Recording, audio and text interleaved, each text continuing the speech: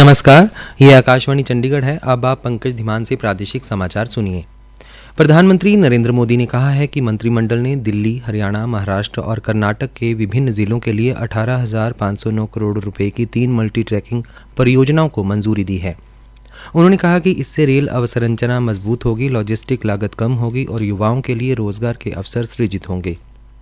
इन परियोजनाओं में कसारा, मनमाड, दिल्ली, अंबाला और बल्लारी होसापेटे के बीच तीसरी और चौथी लाइनों का निर्माण शामिल है। श्री मोदी ने कहा कि लाइन क्षमता में वृद्धि से गतिशीलता में काफ़ी वृद्धि होगी, जिससे परिणाम स्वरूप भारतीय रेलवे के लिए परिचालन दक्षता और सेवा विश्वसनीयता में सुधार होगा। प्रधानमंत्री ने सड़क दुर्घटना में घायलों को अस्पताल में भर्ती और उन्हें इलाज की गारंटी देने के लिए पीएम राहत योजना को मंजूरी दे दी है।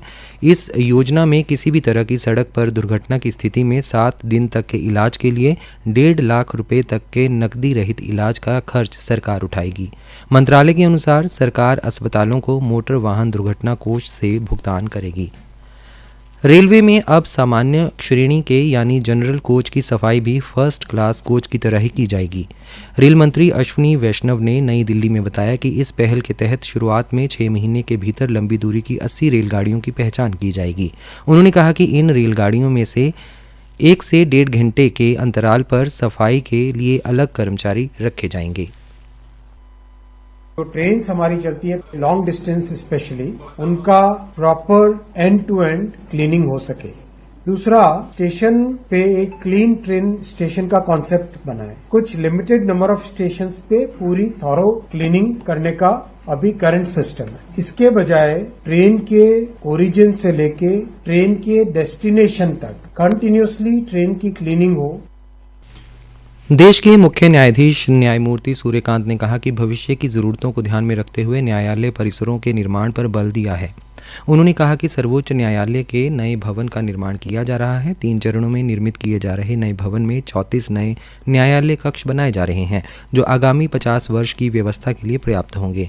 वे कल रोहतक के न्यायिक परिसर में जिला बार एसोसिएशन द्वारा देश के मुख्य न्यायाधीश के सम्मान में आयोजित सम्मान समारोह में बतौर मुख्य अतिथि न्यायिक अधिकारियों एवं अधिवक्ताओं को संबोधित कर रहे थे। न्यायमूर्ति श्री सूर्यकांत ने सरकार व जिला बार एसोसिएशन से कहा कि वे भी भविष्य की ज़रूरतों को ध्यान में रखते हुए न्यायिक परिसर बनाने पर विचार करें। उन्होंने बार एसोसिएशन की ओर से रखी मांग के संदर्भ में कहा कि पंजाब एवं हरियाणा उच्च न्यायालय के मुख्य न्यायाधीश तथा भवन समिति के अध्यक्ष रोहतक बार की समस्या का कानून की मर्यादा का पालन करते हुए समाधान करवाएं। उन्होंने रोहतक बार के साथ अपने भावनात्मक गहरे नाते का जिक्र करते हुए रोहतक से जुड़े अपने निजी अनुभव भी साझा किए।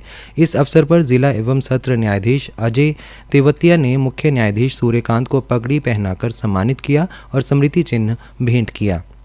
जिला एवं सत्र मंडल के प्रशासनिक न्यायाधीश विकास सूरी और उपायुक्त सचिन गुप्ता द्वारा भी मुख्य न्यायाधीश को सम्मानित किया गया। आज महाशिवरात्रि का त्यौहार पूरी श्रद्धा और धार्मिक मान्यताओं के साथ मनाया जा रहा है। पंजाब, हरियाणा और चंडीगढ़ में सुबह से श्रद्धालुओं की भीड़ लगी हुई है। लोग शिवलिंग पर जल और अन्य सामग्री अर्पित कर भगवान शिव की पूजा अर्चना कर रहे हैं। करनाल के होडा ग्राउंड में प्रधानमंत्री रोजगार सृजन कार्यक्रम के अंतर्गत 10 दिवसीय राज्य स्तरीय खादी महोत्सव 2026 का आयोजन किया गया। इस अवसर पर ग्रामोद्योग विकास योजना के अंतर्गत कारीगरों को टूल किट वितरित की गई। कार्यक्रम में 206 लाभार्थियों को प्रशिक्षण प्रमाण पत्रों का वितरण भी किया गया। महोत्सव में चरखा चलाने